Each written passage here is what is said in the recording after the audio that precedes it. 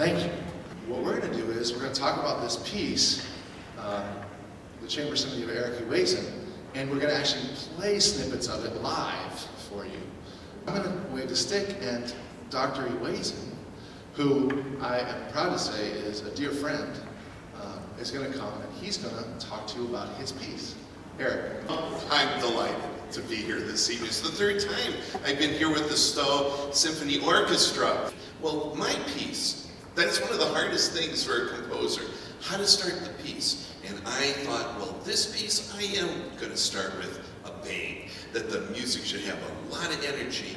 And so the very first thing you hear in the music is a particular melody and harmony, which you're going to be hearing at the end of the first movement, but as a three-movement piece, you're also going to hear it at the very end of the whole piece. So this is how the Chamber Symphony begins.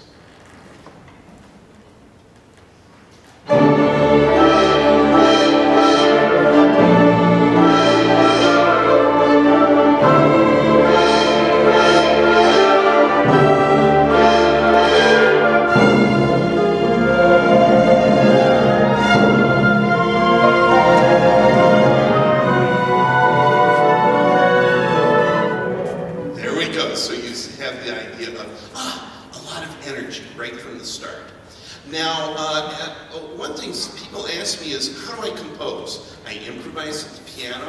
Sometimes I come up with a melody first, a line.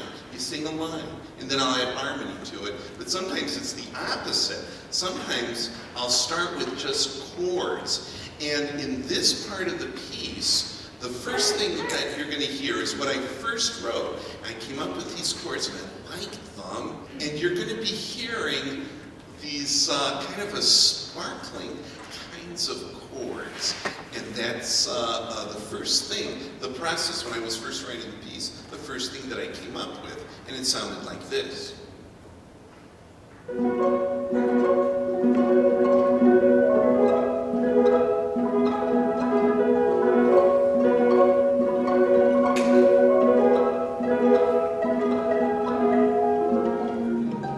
I like those sounds. I like that, as I said, that sparkle, but it needed a melody.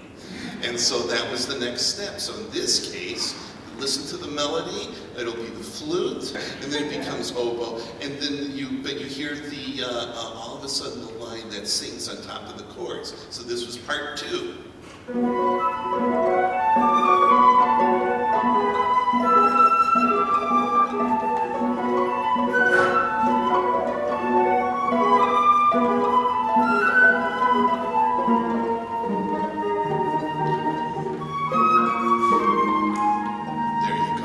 Having the melody was a good idea. As a musician and as a conductor, one of the things that I look for in music like this, it's not way out there kind of, you have to wade through it, intellectually and whatever.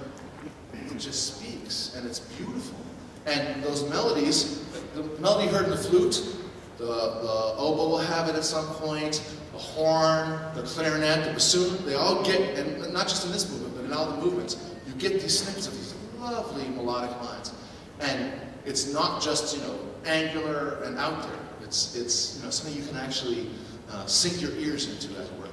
Great, thank you. And the way he described it, going from instrument to instrument, sometimes like a game, ball being tossed back and forth, or from one person to another to another. So that is also in our minds as we're composing. The second movement, first movement is big, energetic. The start of the second movement, it starts with a kind of a mysterious, almost kind of dissonant chord, but then listen to how the second movement ultimately becomes a very peaceful, kind of pastoral song.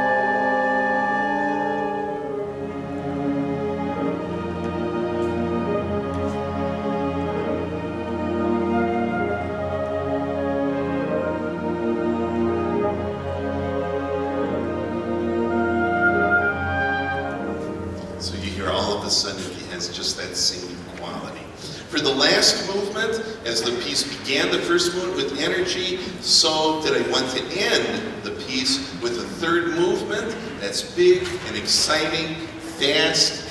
And for the third movement, you're going to hear, we use this term rondo form, A-B-A-C-A. That's the music theory teacher in me. A section, a particular melody that keeps reappearing. And this is what you're going to be hearing throughout the third movement.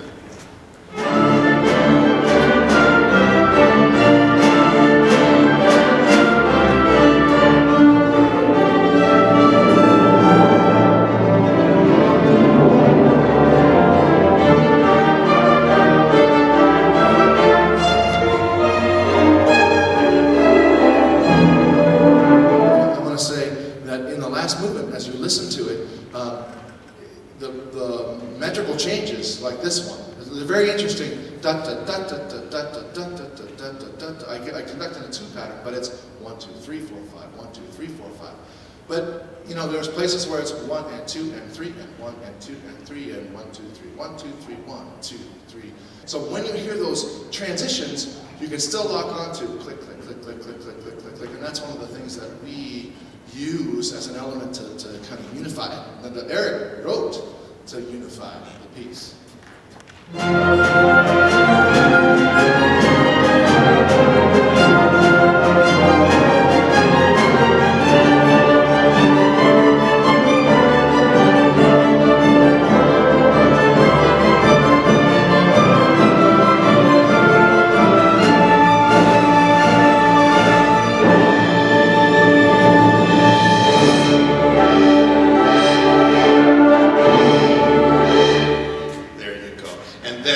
That's how the piece ends. Much thanks to all my friends, these great musicians in the Stow Symphony Orchestra, to Darrell. I hope you enjoy now Chamber Symphony.